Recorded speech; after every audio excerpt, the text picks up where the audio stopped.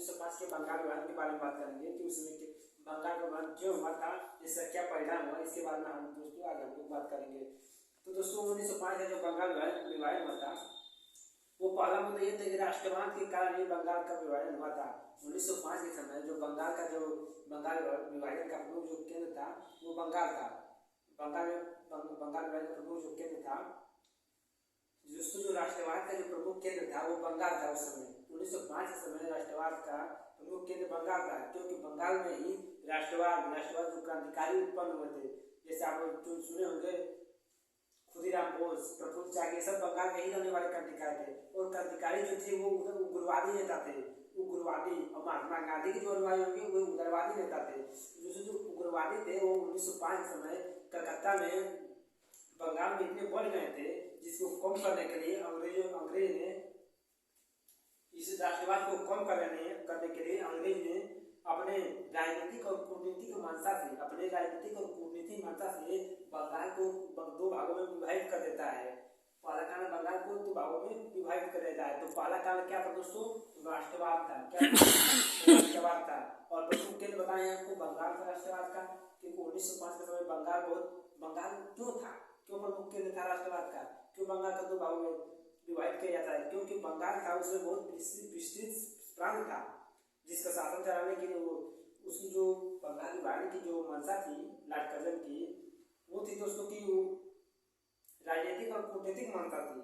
लेकिन उसने लोगों के सामने क्या बताया, बंगाल के लोगों के सामने कहा कि बंगाल बहुत विस्तृत साम्राज्य है, जिसके प्रशासन को चलाने में कठिनाई उत्पन्न हो रही है। इस वजह से हम बंगाल को दो भागों में विभाजित कर देते हैं।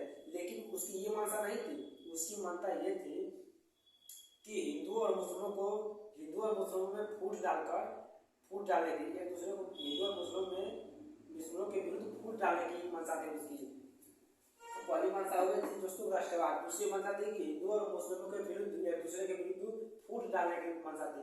और दोस्तों 1905 के ही समय से अंग्रेजों ने फूट डालो और राज करो की नीति अपनाने लगे। 1905 के बंगाल विभाजन से ही ये नीति उत्पन्न हुई थी, फूट डालो और राज करो।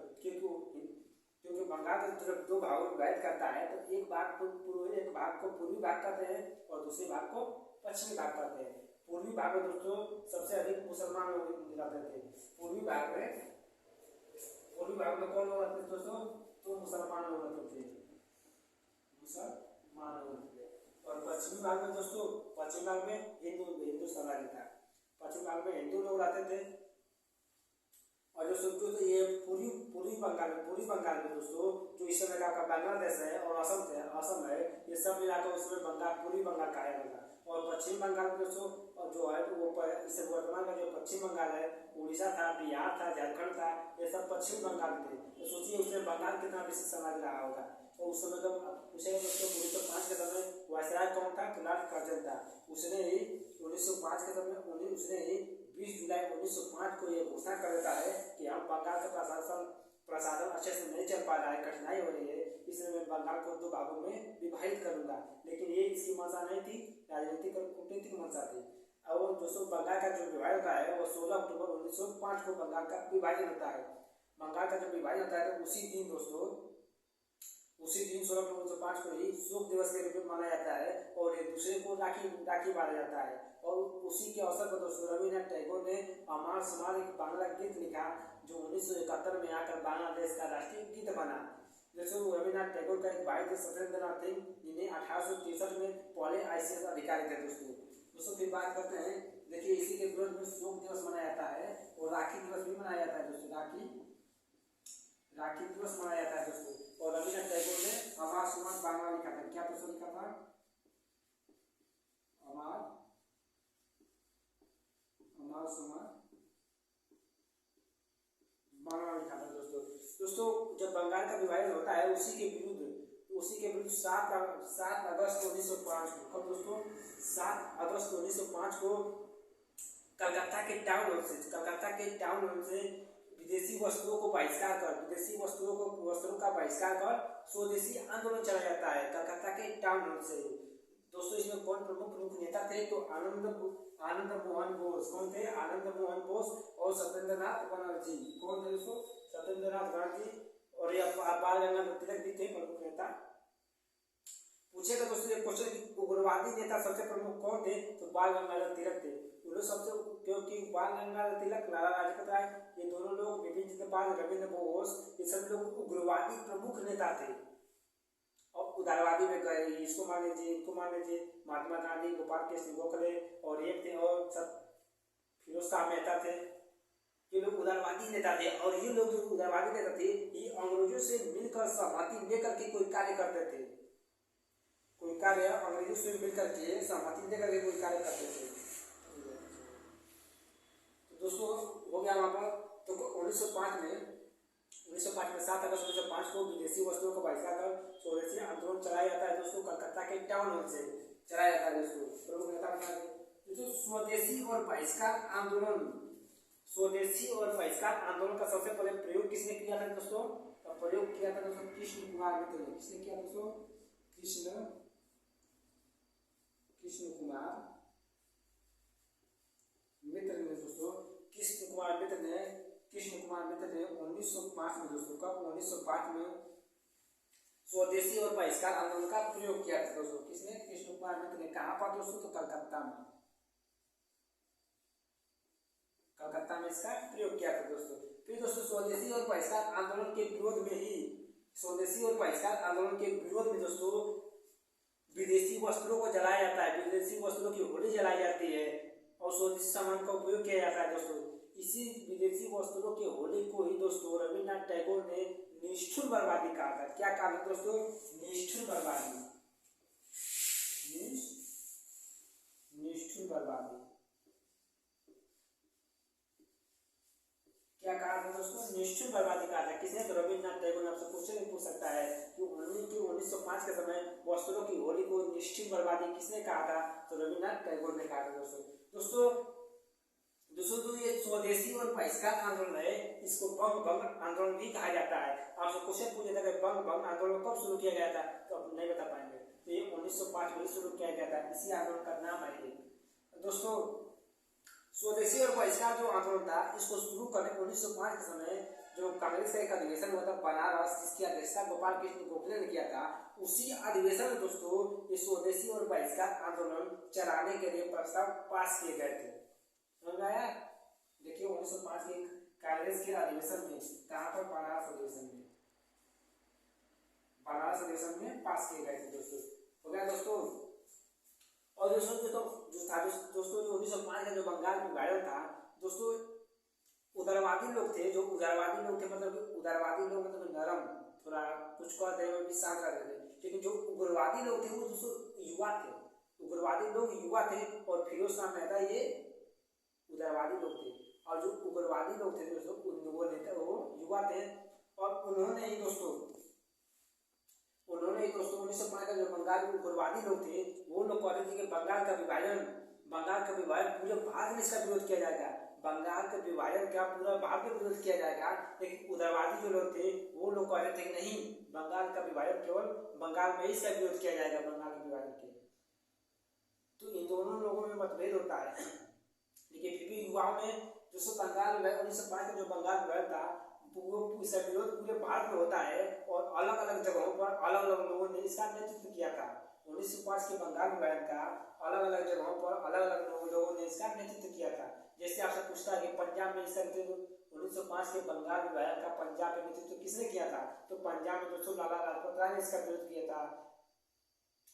किया था। और पूछता है कि आपको मुंबई में इसका विरोध कौन किया था? 1905 के बंगाल विभाजन का मुंबई में विरोध किसने किया था, इसका नेतृत्व किसने किया था? तो मुंबई में थे बाल गंगाधर तिलक ने इसका नेतृत्व किया था। फिर आपसे पूछता है कि दिल्ली में किसने किया था 1905 के बंगाल विभाजन का, तो हैदर राजा थे। कौन थे दोस्तों? हैदर राजा थे दोस्तों। हैदर राजा ने इसका नेतृत्व किया था दोस्तों। फिर आप पूछेगा मद्रास में 1905 के बंगाल विभाजन का नेतृत्व किसने किया था? चिदम्बरम पिल्ले ने। कौन थे? चिदम्बरम पिल्ले किसने किया था दोस्तों? चिदम्बरम पिल्ले ने। चिदम्बरम पिल्ले दोस्तों, ये पिल्ले आई है चिदम्बरम पिल्ले, इस मद्रास में नेतृत्व किया दोस्तों। दोस्तों 1905 के बंगाल के विभाजन के दोस्तों हाँ दोस्तों जो 1905 में बंगाल में विभाजन था ये जाकर के फिर बंगाल जो पूर्वी बंगाल था और पश्चिमी बंगाल था ये जाकर के दोनों दोनों एक हो जाते हैं कब 1911 में। जब 1911 में दिल्ली दरबार का आयोजन होता है जिसमें जॉर्ज परचम और इंग्लैंड की माने मैरी उनकी पत्नी आती हैं, जब दिल्ली दरबार के आयोजन में आती हैं तो उन्होंने ही 1911-12 के आसपास दोनों को बंगाल विभाजन को रद्द करके फिर से एक कर देती हैं और बिहार और उड़ीसा को अलग राज्य का दर्जा प्राप्त हो जाता है। दोस्तों फिर 1905 में जो भारत की जो राजधानी थी वो कहाँ से कलकत्ता से दिल्ली वापस आती है, दिल्ली आती है, कलकत्ता से नई राजधानी बनाई जाती है दिल्ली। इस समय भारत की राजधानी क्या है नई दिल्ली है। उस 1911 के समय कौन सी राजधानी थी 1912 बनी थी दिल्ली बनी थी। दोस्तों इस समय 1905 के समय कलकत्ता है, उस समय दोस्तों कोलकाता का है, इस समय कोलकाता इसका नाम हो गया। दोस्तों इस पर कुछ बता रहे हैं दोस्तों ये बचा कुछ समितियां, दोस्तों कुछ समितियों के बारे में बात कर लेते हैं दोस्तों। तो 1902 में दोस्तों कलकत्ता में एक समिति की स्थापना की गई थी। उस समिति के द्वारा दोस्तों उग्रवादियों ने अपना प्रचार प्रसार किया, उग्रवादी युग का प्रचार प्रसार होता है दोस्तों 1905 से लेकर दोस्तों 1905 से लेकर के 1919 तक आप देखेंगे ये उग्रवादी युग है। 1905 से 1919 तक उग्रवादी युग है, उग्रवादी युग। और 1985 से लेकर के 1905 तक आप देखेंगे ये उदारवादी युग है। कौन सा दोस्तों है उदारवादी युग, उदारवादी युग है। और कौन सा युग है उग्रवादी